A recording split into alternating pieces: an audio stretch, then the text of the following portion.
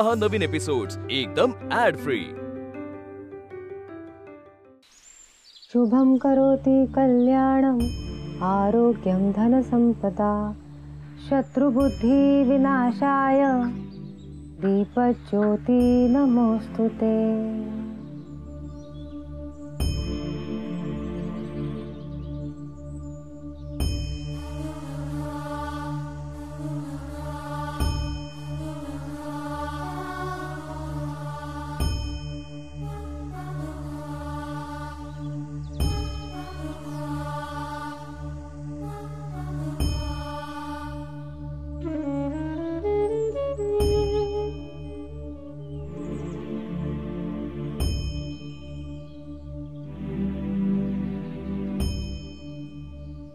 काय झालं आबा? आबा काय झालंय? किती वेळ झाला असं शांत शांत बसलात? नेत्रा, बाळा, राजाध्यक्ष साहेब जे काही बोलून गेले त्यानंतर काही सुचतच नाहीये ग। आजवर लोकांनी तुला नाकारलं, लाथाडलं, हिणवलं, तुझा अपमान केला, पण आज पहिल्यांदाच कोणीतरी येऊन म्हणालं तुमच्या नातीला वरदान आहे आणि त्या वरदानाची मला गरज आहे। पण आबा म्हणून असं कसं जाऊन राहायचं त्यांच्याकडे? ना ओळख ना पाळख। नाही आबा, मला नाही पटत आहे। बरं, मी तुमच्यासाठी चहा टाकते आणि रात्रीसाठी वरण भात करते। नेत्र, ते जसे आपल्यासाठी अनोळखी आहेत तसंच आपणही त्यांच्यासाठी अनोळखीच आहोत ना। तरीही त्यांनी तुझ्यासमोर हात जोडले एवढं मात्र नक्की, तो माणूस खोटं बोलत नव्हता। खरंच त्यांच्या मुलाची त्यांना खूप काळजी वाटते ग। सगळं मान्य आहे आबा, पण म्हणून असं अनोळखी माणसांकडे जाऊन कसं राहायचं? अनोळखी असूनही त्याचा जीव वाचवायला तू मागे पुढे पाहिलं नाहीस ना? हो, कारण तसा देवी आईने मला संकेत दिला होता आबा।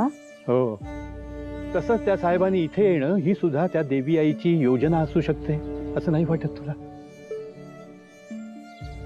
शुभं करोति कल्याणं आरोग्यम धनसंपदा,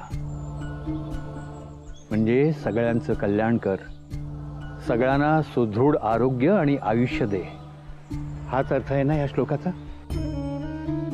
नेत्रा, तुझ्यामुळे एखाद्याला चांगलं आयुष्य मिळणार असेल आणि तू काहीच करणार नाहीस, हे तुला तरी पटतंय का बाळा?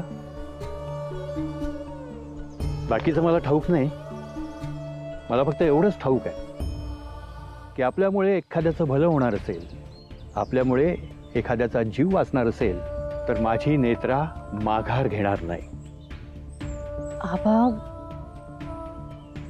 हो बाळा, तुला राज्याध्यक्षांकडे जायला हवं।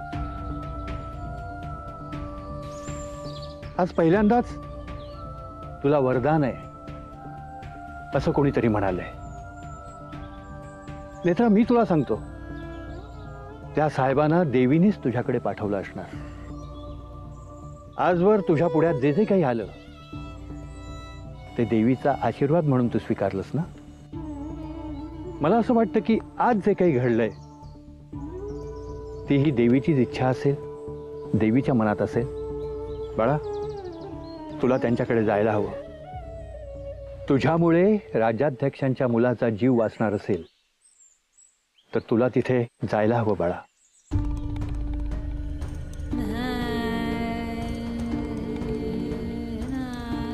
आजपर्यंत तुझ्या वाट्याला आलेलं दुःख, वेदना, भोग फुंकून टाक बाळा, आणि देवीने तुला जो मार्ग दाखवलाय त्या मार्गाने पुढे हो, म्हणजे पुन्हा या वेदना तुझ्या वाट्याला येणार नाहीत, कधीच नाही येणार।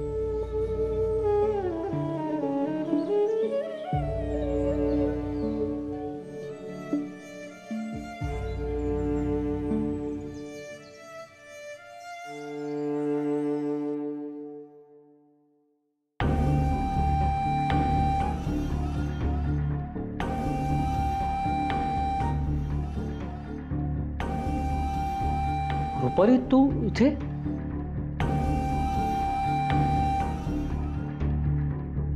आधीचा इतका मोठा ऍक्सिडेंट झाला शेखर, मला एका शब्दानेही कळवलं नाही तुम्ही. का वागला तसं? अगं ते मी रुपाली. का लपवून ठेवताय सगळं माझ्यापासून? काय झालंय नक्की? सॉरी, खरंच सॉरी. लपवायचं नव्हतं का पण? अगं आपल्या अद्वैतला जरा साधं खर्चटलं तरी तुझा जीव वरखाली होतो. इथे आपल्या अद्वैतला मोठा ऍक्सिडेंट झालाय, ही गोष्ट तुला सहन होणार नाही हे मला माहिती होतं, म्हणून मी. शेखर प्लीज प्लीज पुन्हा असं करू नका कधी.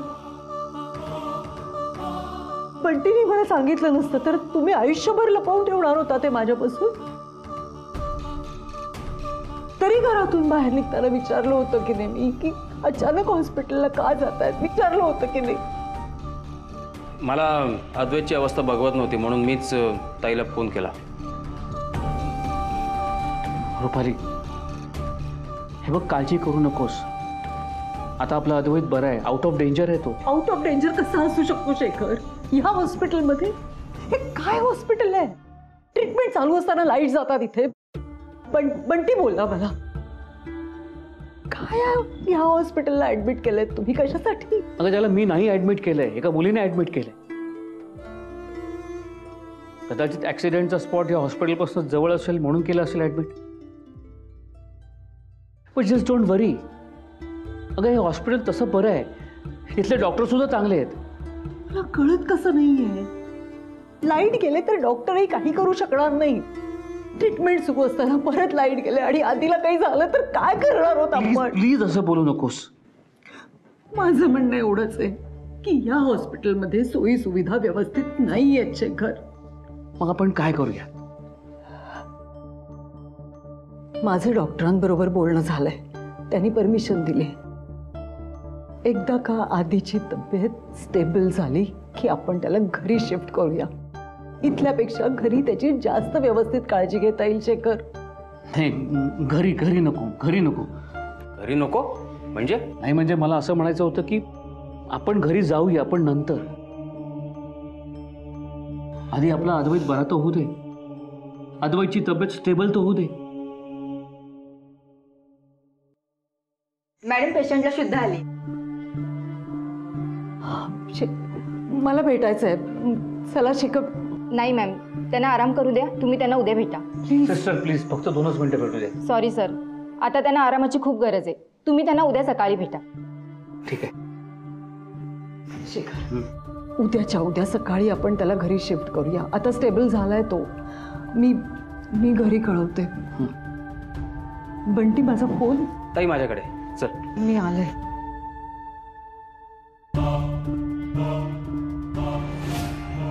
अद्वैतला घरी घेऊन जावं ही माझी सुद्धा इच्छा आहे, पण गुरुजींनी सांगितलंय त्याला जवळच्याच माणसापासून धोका आहे. नेत्रा त्याच्याबरोबर असल्यावर अद्वैत सुरक्षित राहील, पण ती नेत्रा घरी यायला तयार होईल का?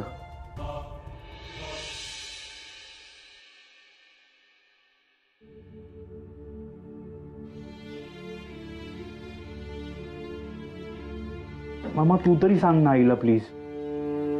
तिच्या डोळ्यातून पाणी आलेलं मला नाही आवडत. आधी ताई ऐकतेस ना अद्वैत काय म्हणतोय? त्याला त्रास होतोय आणि तरी तू. माझंच चुकलं बंटी. घरातून बाहेर जाऊच द्यायला नको होतं याला. बट आई मला काहीच नाही झालेलं. I am okay. इतकं लागलंय तुला आधी आणि काय ओके?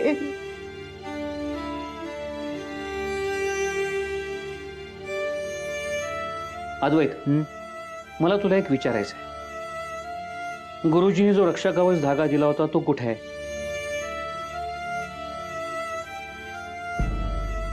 त्यांनी सांगितलं होतं ना तो धागा गळ्यातून काढायचा नाही म्हणून. आणि ही मला म्हणाली की घरातून बाहेर पडताना तो धागा तुझ्या गळ्यात होता. मग आता तो धागा गेला कुठे? अरे तो धागा नव्हता त्यामुळे. भाऊजी कशाला उगाच प्रश्न विचारून त्याला भंडावून सोडतोय? डॉक्टरांनी काय सांगितलंय? त्याच्या मेंदूवर ताण येता कामा नये आणि तरी तुम्ही. जाऊ दे ना शेखर, जाऊ दे. जाऊ दे कसं रुपाली? तुला कळतंय का त्या धाग्यामुळे? बाबा प्लीज. शेखर काय येतोय? कसं वाटतंय आता? बेटर. गुड. मिस्टर राजाध्यक्ष, तुम्ही तुमच्या मुलाला घरी घेऊन जाऊ शकता. फक्त पूर्ण रिकव्हरी होईपर्यंत औषधं सुरू ठेवा. हो. आणि दर 4 दिवसांनी ड्रेसिंग बदलायला विसरू नका. Okay? Thank you doctor. Mister Rajadhyaksha, तुम्ही डिस्चार्ज पेपरवर सह्या करा. Take care Advait. Thank you doctor. मी ॲम्ब्युलन्स पण बघतो पुण्यापर्यंत जाण्यासाठी. अध्यक्ष, त्या डिस्चार्जच्या फॉर्मॅलिटीज पूर्ण करून घ्या ना प्लीज. अरे मला एका महत्वाच्या कामाकरता जायचंय. शेखर, आधीला घरी नेण्याहून अधिक महत्वाचं काम काय असू शकतं? ते रुपाली, प्लीज रुपाली, मला निघायला हवं. तुम्ही अद्वैतला घेऊन पुढे व्हा ना. अद्वैत, टेक केअर. आपण घरी भेटूया. एक मिनिट शेख, काय चाललंय नक्की? मी इथे हॉस्पिटलमध्ये आले तेव्हाही तुम्ही नव्हता तिथे. आताही बाहेर चाललाय, तिथे साईट पण नाही चालली आहे तुमची. मग काय चाललंय? रुपाली, मी तुला सगळं नंतर सांगतो. तू आता एवढंच लक्षात ठेव की मी जे काही करतो ना ते अद्वैतच्या भल्यासाठी करतोय. शेखर प्लीज, तर मला निघायला.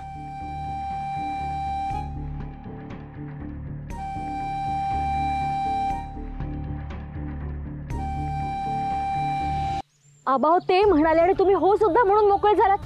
ते काही नाही, मी नेत्राला कुठेही जाऊ देणार नाहीये. सुनबाई, आपल्या नेत्राचं भलं होणार असेल तर काय हरकत आहे? अहो आबा, असं परक्याच्या घरात जाऊन राहण्यात काय भलं होणार आहे तिचं? नेत्रा, तू माझ्याबरोबर घरी चल. सुनबाई, अगं जरा समजून घे ना. कुणीतरी पहिल्यांदा आपल्या नेत्राला चांगलं बोललंय आणि त्या राजाध्यक्ष साहेबांना आपल्या नेत्राला जे वरदान मिळालंय त्याची कदर आहे. अहो आबा, आज त्या वरदानामुळेच हिच्यावर मंदिरात राहायची वेळ आली आहे ना. सुनबाई, माझं ऐक, खरंच तो चांगला माणूस आहे ग. असेल तो माणूस चांगला, पण मी माझ्या मुलीला कुणाच्याही परक्याच्या घरी राहू देणार नाहीये. मी तुमच्या मुलीला परकी वागणूक देणार नाही. मी ताई शेखर राजाध्यक्ष. नेत्रा तुमची मुलगी ना? नेत्राला तुम्हीच घेऊन जाणार आहात का साहेब? हे बघा, मी माझ्या मुलीला कुठेच पाठवणार नाहीये. ताई प्लीज नाही म्हणू नका, प्लीज. हे बघा, आमच्या घरात तिला कोणताही त्रास होणार नाही. मी, माझं सगळं कुटुंब, आम्ही तिची व्यवस्थित काळजी घेऊ. फक्त तिने सतत अद्वैत जवळ असणं गरजेचं आहे, महत्वाचं आहे. अहो पण ती तुमच्या सोबत येऊन करणार काय? हे बघा साहेब, मग शहरातल्या लोकांचं काही खरं वाटत नाही. मग उद्या तिकडे न्याल आणि तिच्याकडनं धुणी भांडी करून घ्या. परिस्थिती नाही आमची, पण म्हणून मी माझ्या लेकीला असं लोकांच्या घरात नोकर म्हणून काम नाही करू देणार. मी नोकर म्हणून नाही घेऊन जाते तिला. तिला मी नर्स म्हणून घेऊन जातोय. अहो, माझा मुलगा अद्वैत एवढ्या मोठ्या अपघातातनं वाचलाय, आत्ता बाहेर पडतोय. तो नेत्रा त्याची काळजी घे,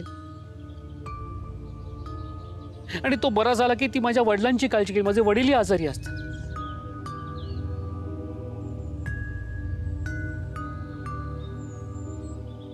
ताई, मी तुम्हाला स्पष्टच सांगतो, माझ्या मुलाला, अद्वैतला, जवळच्या व्यक्तीकडनं धोका आहे. जर का नेत्रा त्याच्या सभोवताली असेल ना, तर तो सुरक्षित राहील असं आमच्या गुरुजींनी आम्हाला सांगितलं. नेत्रा अद्वैतचं रक्षा कवच आहे असं मी घरी नाही सांगू शकत.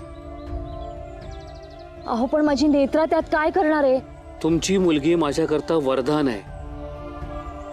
हे बघा, तुम्हाला खात्रीने सांगतो, मी तुमच्या मुलीला मी माझ्या पोटच्या मुलीप्रमाणे वागवेन.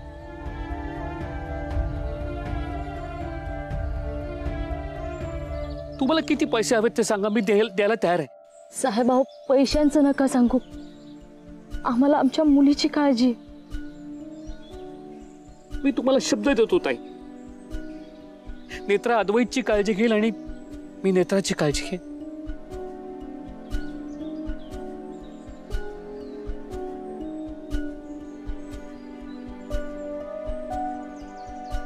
काका प्लीज, काल तुम्ही मला हो म्हणाला होता, आता प्लीज नाही म्हणू नका. माझ्या मुलाच्या जीवन मरणाचा प्रश्न आहे वा.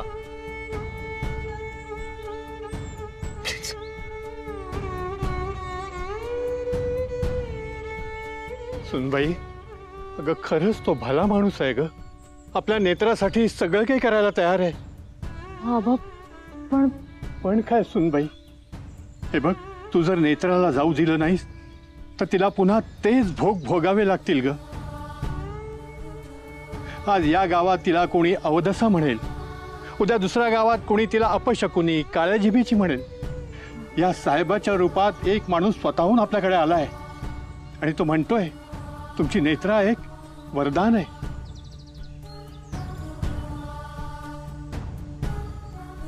हे बघ सुनबाई, आपण जर आपल्या नेत्राला जाऊ दिलं नाही तर आपल्यावर पश्चाताप करायची वेळ येईल ग. आपल्या नेत्राच्या आयुष्यात काहीतरी चांगलं घडणार होतं आणि आपणच तिला माघार घ्यायला लावली.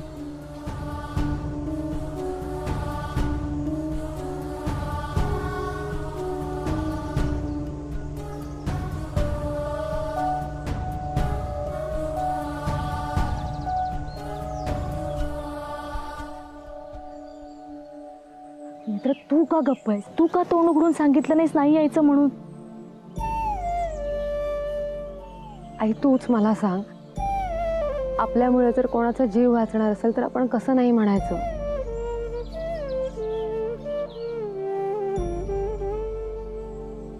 आणि खरंच चांगले लोक आहेत काय?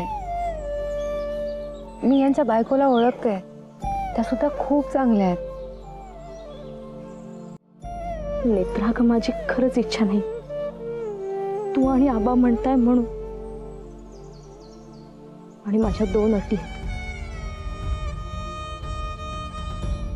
मला रोज न विसरता फोन करायचा आहेस.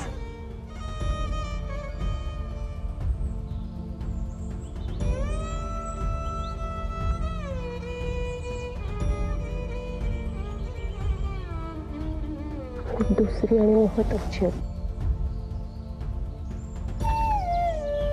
ती तुला पुढे घडणाऱ्या गोष्टींचे संकेत देते. हे तुला कधीच कोणाला सांगायचं नाही.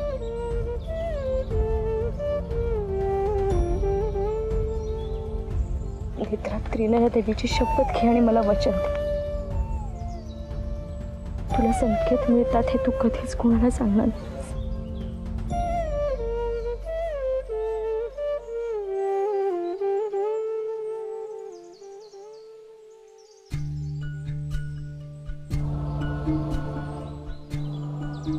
आई, त्रिनयना देवीची शपथ घेऊन वचन देते तुला. मला संकेत मिळतात हे मी कधीच कोणालाच सांगणार नाही.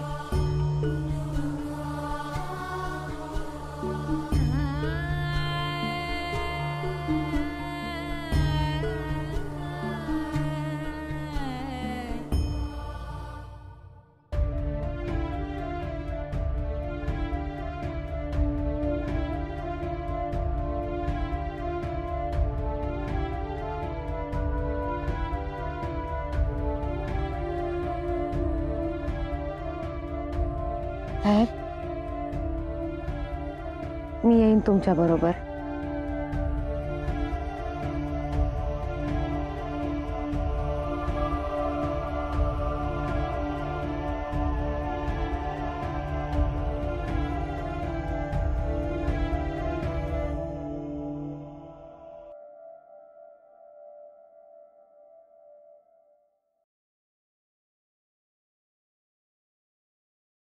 हे तुझं लॉकेट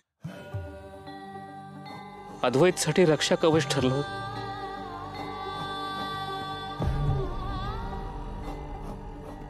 तर अद्वैतसाठी रक्षा कवच तू असशील नेत्रा.